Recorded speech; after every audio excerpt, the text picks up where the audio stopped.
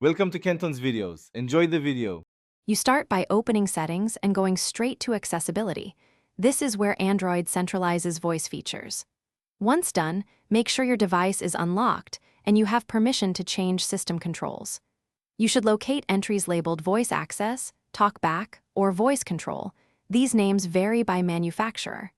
Tap the most relevant item now so you can see its toggle and subsettings. Doing this first avoids toggling the wrong control and ensures you access the true system-level control rather than an app-level assistant. You now disable the voice service itself.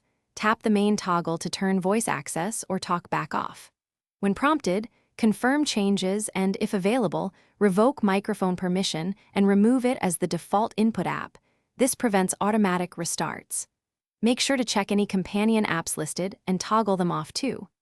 Once you've changed permissions, go back and restart the Settings app to force the system to refresh state. This helps ensure the service truly stops running in the background and won't re-enable unexpectedly.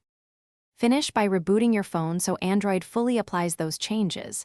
A reboot clears lingering processes and confirms voice control is off.